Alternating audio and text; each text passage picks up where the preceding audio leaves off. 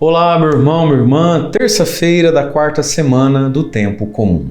Terça-feira, 30 de janeiro, o mês está terminando. Lembrando você que é membro lá do meu site, padremario.com.br, que o seu diário espiritual do mês de fevereiro já está lá, tá bom? Quem me encontra aqui pela primeira vez, bem-vindo, bem-vinda, tá certo? Se inscreve aqui no canal e ao longo aqui da nossa reflexão da Palavra de Deus, se for possível, joinha, like e comentário. Isso é muito importante para o YouTube alavancar esse vídeo para mais pessoas. Evangelho de hoje, Marcos 5, do 21 ao 43, e diz assim: Naquele tempo, Jesus atravessou de novo numa barca para outra margem. Uma numerosa multidão se reuniu junto dele e Jesus ficou na praia. Aproximou-se então um dos chefes da sinagoga chamado Jairo. Quando viu Jesus, caiu a seus pés e pediu com insistência: Minha filhinha está nas últimas, vem e põe as mãos sobre ela para que ela sare e viva. Jesus então o acompanhou. Uma numerosa multidão o seguia e o comprimia. Ora, achava-se ali uma mulher que há 12 anos estava com uma hemorragia, tinha sofrido nas mãos de muitos médicos, gastou tudo que possuía e, em vez de melhorar, piorava cada vez mais. Tendo ouvido falar de Jesus, aproximou-se dele por detrás, no meio da multidão, e tocou na sua roupa. Ela pensava: se eu ao menos tocar na roupa dele, ficarei curada. A hemorragia parou imediatamente, e a mulher sentiu dentro de si que estava curada da doença. Jesus logo percebeu que uma força tinha saído dele, e voltando-se no meio da multidão perguntou: Quem tocou na minha roupa? Os discípulos disseram: Estás vendo a multidão que te comprime e ainda perguntas: Quem me tocou? Ele, porém, olhava ao redor para ver quem havia feito aquilo. A mulher, cheia de medo e tremendo, percebendo o que lhe havia acontecido, veio e caiu aos pés de Jesus e contou-lhe toda a verdade. Ele lhe disse: Filha, a tua fé te curou. Vá em paz e fica curada dessa doença. Ele estava ainda falando quando chegaram alguns da casa do chefe da sinagoga e disseram a Jairo: Tua filha morreu. Por que ainda incomodar o mestre? Jesus ouviu a notícia e disse ao chefe da sinagoga: Não tenhas medo, basta ter fé. E não deixou que ninguém o acompanhasse a não ser Pedro, Tiago e seu irmão João. Quando chegaram à casa do chefe da sinagoga, Jesus viu a confusão e como estavam chorando e gritando. Então ele entrou e disse: Por que essa confusão e esse choro? A criança não morreu, mas está dormindo. Começaram então a caçoar dele, mas ele mandou que todos saíssem, menos o pai e a mãe da menina, e os 3 discípulos que o acompanhavam. Depois entraram no quarto onde estava a criança. Jesus pegou na mão da menina e disse: Talita cum, que quer dizer: Menina, levanta-te. Ela levantou-se imediatamente e começou a andar, pois tinha 12 anos, e todos ficaram admirados. Ele recomendou com insistência que ninguém ficasse sabendo daquilo, e mandou dar de comer à menina. Palavra da salvação, glória a vós, Senhor. Irmãos e irmãs, o evangelho de hoje é um espetáculo de fé. É um evangelho extraordinário, escandalizante até. A fé de Jairo, que tem uma filha que está para morrer e morre, né? A fé dessa mulher, que há 12 anos sofre de um fluxo de sangue, de uma hemorragia, que só piora a situação dela, né? E a fé que Jesus tem e nos convida a ter. Não tenhas medo, basta ter fé. Mas no que é que se sustenta tudo isso? Porque a fé, meu querido, minha querida, ela está para além do otimismo, né? O otimismo é algo que a gente tem e é pecado não ter, né? Quando a gente tem circunstâncias para ser otimista. Às vezes você tem circunstâncias que te permitem o otimismo, né? É tão chato, é tão feio, pessoas pessimistas tendo motivos para serem otimistas, né? Mas a fé ela é um passo para além disso aí, porque às vezes a gente não tem circunstâncias que nos deixem otimizados, né? Nem otimistas com a vida. Nossa esperança é Jesus. Ele pode alimentar essas esperanças muitas vezes através de circunstâncias que nos deixam otimistas. Mas mesmo faltando as circunstâncias, nós podemos ter fé e esperar tudo de Jesus. Agora, a fé de Jairo, como a fé dessa senhora aqui, é uma fé que vinha disso aqui, ó, versículo 27, Marcos 5, 27. Ali no meio do evangelho de hoje, eu vou grifar com o meu verde palmeiras. Tendo ouvido falar de Jesus. Aproximou-se dele. Essa mulher que já tinha ouvido falar de tantos médicos, tendo ouvido falar de Jesus. Por que Jairo, no início do evangelho, diz assim, aproximou-se então um dos chefes da sinagoga chamado Jairo, né? Quando viu Jesus, caiu aos seus pés e pediu com insistência: minha filhinha está nas últimas, vem, põe as mãos sobre ela para que ela sare viva. Por que Jairo fez tão rápido essa oração para Jesus? Porque tinha ouvido falar de Jesus. Né? Sendo ele chefe da sinagoga, já tinha visto Jesus. Portanto, queridos, nós precisamos ouvir falar de Jesus, nós vamos ver Jesus, nós vamos ter contato com Jesus. E nesse mundo que a gente está, se você não rezar todo dia, se você não ouvir o evangelho todo dia, não é? Se você não alimentar a sua fé todos os dias, através da oração, das devoções, você não vai aguentar, não, nem eu. É preciso todo dia estar com o Senhor. Por quê? As circunstâncias nem sempre são otimistas, a palavra do médico nem sempre anima o paciente, né? O saldo do banco nem sempre nos anima, o extrato bancário da paróquia tem dia que Jesus não tem como ser. Mas a fé está em Jesus, tendo ouvido falar de Jesus, vendo Jesus. Por isso que a gente precisa se dispor todo dia a rezar, né? Rezar as nossas devoções. Quem tem dificuldade às vezes de rezar o terço, hoje é terça-feira, é dia de rezar o terço, meditando os mistérios dolorosos, a gente vai deixar aí na descrição do vídeo o terço com os mistérios dolorosos, você vai rezar junto comigo para você ir pegando o jeito de como reza, aprender a meditar os mistérios, ou digita aí Padre Mário, terço, mistérios dolorosos, reza junto comigo, né? Quem faz parte dos nossos grupos de WhatsApp, Telegram, recebe lá dentro do grupo todos os dias, né? O terço de cada dia.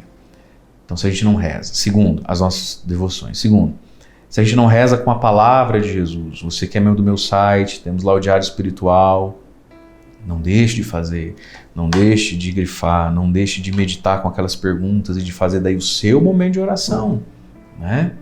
Se a gente não comunga com mais frequência, inclusive, não só aos domingos, nunca sem o domingo, não adianta, no fim de domingo eu vou ter satã. É domingo, é a missa dominical, a liturgia do domingo, né? Mas não só, olha, a gente vai ser sufocado pelo medo e pelas notícias. Você viu aqui que o Jairo recebeu uma notícia: Jairo, tua filha morreu.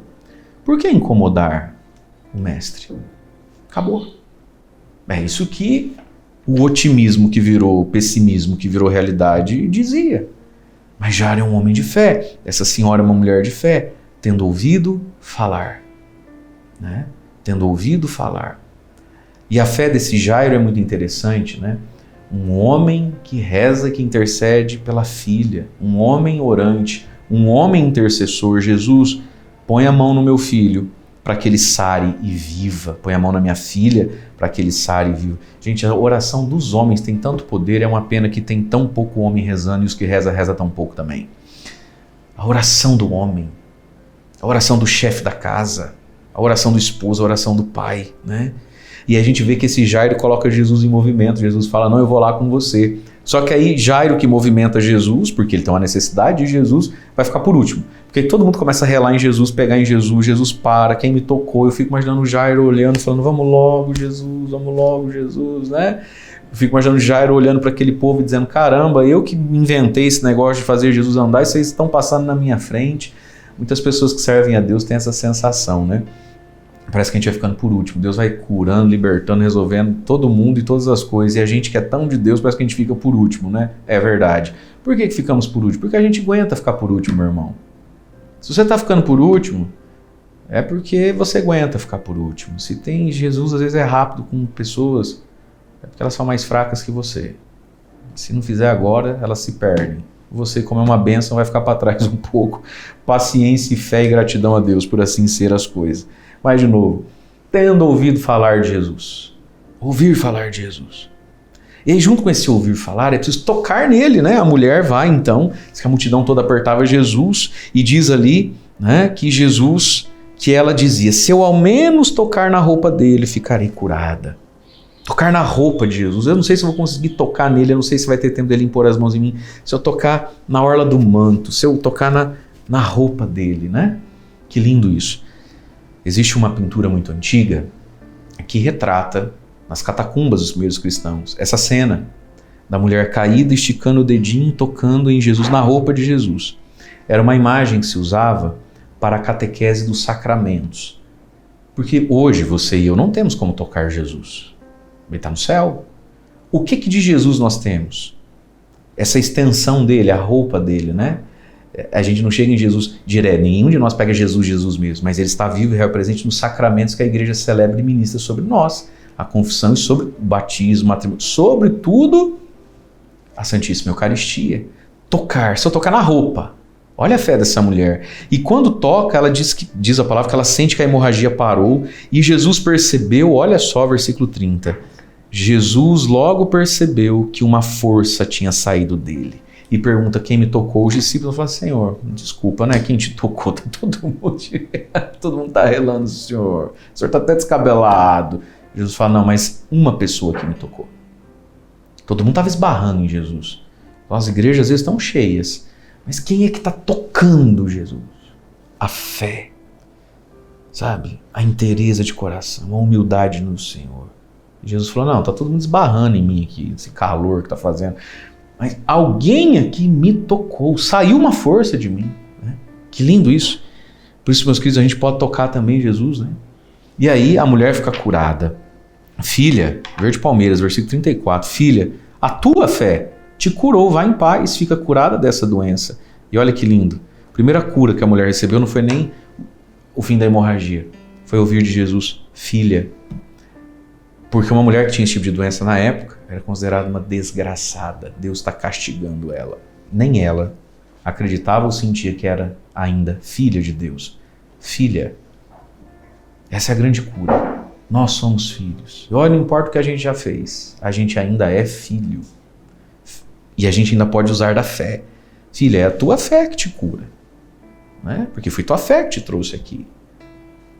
Tua fé te curou. Vá em paz. Vai em paz, acalma, calma. Fica curada dessa doença. E aí então vem a notícia, Jairo, a mulher atrasou aí, Jesus não deu tempo, sua filha morreu. E Jesus ouvindo diz, não tenhas medo, basta ter fé. Que essa palavra nos acompanhe hoje, queridos. Não tenhas medo, basta ter fé. Mas para a gente vencer o medo, ter fé e crescer na fé, é preciso ver bem com quem a gente anda. O evangelho de hoje tem uma sutileza muito grande. Quando Jesus então diz, o evangelista diz, né, que no meio disso tudo, Jesus não permitiu que ninguém fosse com ele, a não ser Pedro, Tiago e João. Depois quando chega na casa de Jairo, está lá o velório, aquela choradeira, e Jesus mandou que todos saíssem e não permitiu que ninguém subisse no quarto da menina com ele, a não ser Pedro, Tiago, João, o pai e a mãe da menina. Se a gente quer crescer na fé, vencer o medo, vamos levar um pouquinho mais a sério quem a gente está levando e carregando junto na vida. Tem gente que suga a nossa fé, nos enche de medo, tem gente pessimista, tem gente sem fé. Nem Jesus, em determinados momentos, conseguia ficar do lado de determinadas pessoas. Tem dramas da nossa vida, tem dores da nossa vida que é bom pensar 1000 vezes antes de contar. Para quem você vai contar? Para quem você vai partilhar? Com quem você vai se abrir? Vale a pena? Olha o que Jesus fez. Pouca gente, poucas pessoas sabendo, poucas pessoas no ato da cura. Nem Jesus conseguia ser, vamos dizer assim, espiritualmente poderoso, rodeado de certas tipo de pessoas. Então, meu querido, minha querida, veja bem com quem você anda desabafando, com quem você anda reclamando. Veja bem com quem você anda. Veja bem quem é que você está levando para o quarto de cima, onde está a menina morta, onde está o impossível. Veja bem quem você leva para suas lutas, para os seus combates. Cuidado com quem está sabendo da sua vida. Ah, Pato, o senhor está falando de mim? Não, não estou falando dessas coisas. Eu não estou falando disso. Eu estou falando que às vezes a nossa vida ela é tão dividida com tanta gente, a gente tem tanta satisfação para dar, isso não nos fortalece. Pedro, Tiago, João, e já está bom. Deus abençoe você. Em nome do Pai, do Filho e do Espírito Santo. Amém.